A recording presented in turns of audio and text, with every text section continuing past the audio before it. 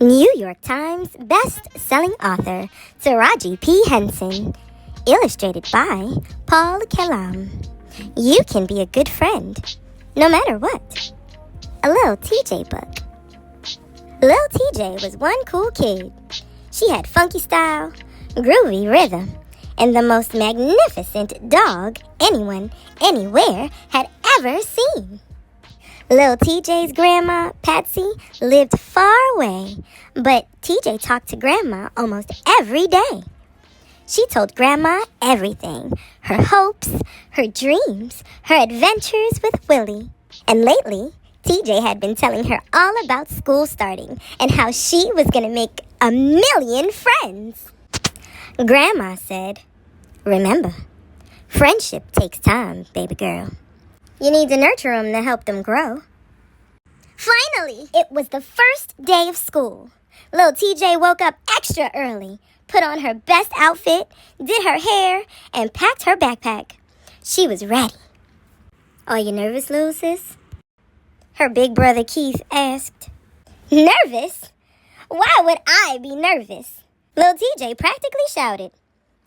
"I'm going to learn a bunch of new things, eat lunch in a real lunchroom, play on a big playground, and make some new friends."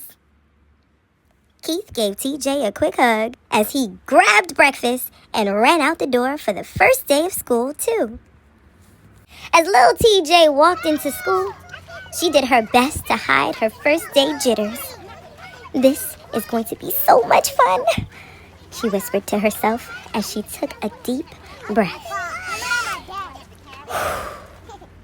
TJ loved her new teacher, and her desk was right up front and center. In music class, she got to try a bunch of instruments, including a real recorder. And during art class, she drew the most beautiful picture of Willie she had ever created. At recess time, TJ was ready to go outside to talk, laugh, make some new friends. But as the class lined up outside, someone bumped into her. It was a boy named Bew. "You're so little, I almost stepped on you," he shouted. Lil TJ looked around at the other kids. No one said anything. After that, it felt like everything Lil TJ did bothered Bew. He did not like her drawings from Willie at all. "What kind of animal is that, TJ? A hippo?" Bew whispered. TJ decided not to hang her picture on the shareboard. "Yeah, and that's why Willie can't have bacon after 4 p.m. While TJ was talking to Cindy, Bew leaned over. "Don't you have an inside voice?" And at lunchtime, Bew made a funny face when he saw Lil TJ eating her absolute favorite sandwich, peanut butter and tomato. "Ew! That's so weird," he yelled. TJ tucked her sandwich under her napkin. She wasn't hungry anymore. Lil TJ had never felt so sad, lonely, and confused. Where were her millions of new friends? Even Willie's beautiful face couldn't make her feel better. At school, TJ tried not to attract Bew's attention. She wore her plainest clothes. She did her hair like other girls. And she ate regular peanut butter and jelly, just like the others. But her tummy still had big, nervous butterflies. She was so nervous, she couldn't help beating her pencil on the desk and tapping her foot as she worked on her worksheet. Bew whispered in a loud voice, "Quiet the tapping, TJ!"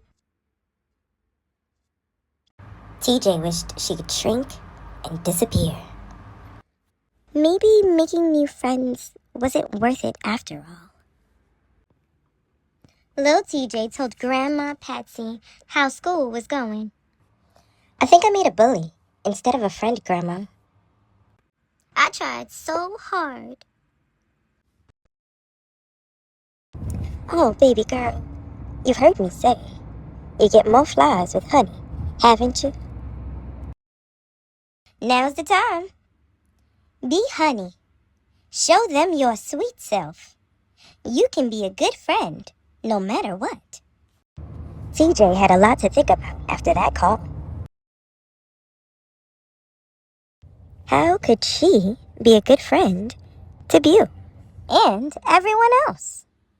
The next day, TJ put on her favorite outfit, did her hair in her favorite style, packed her favorite sandwich. She waved to Beau on the bus, reminding herself to be sweet like honey.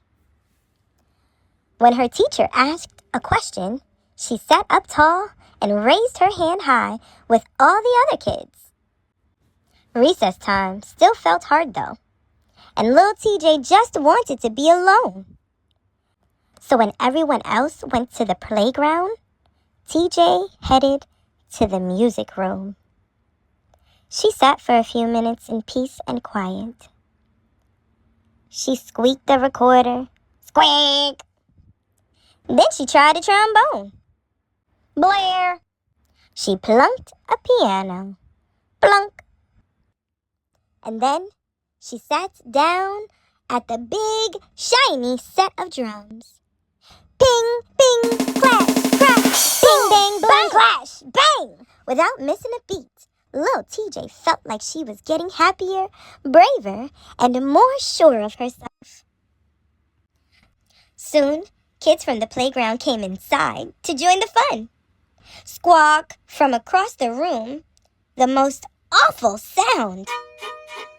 Beau was holding a violin, trying hard to act as though he knew exactly what he was doing. But with each new and loud screech, his face got redder, and he looked like he had big, nervous butterflies in his tummy. Squawk!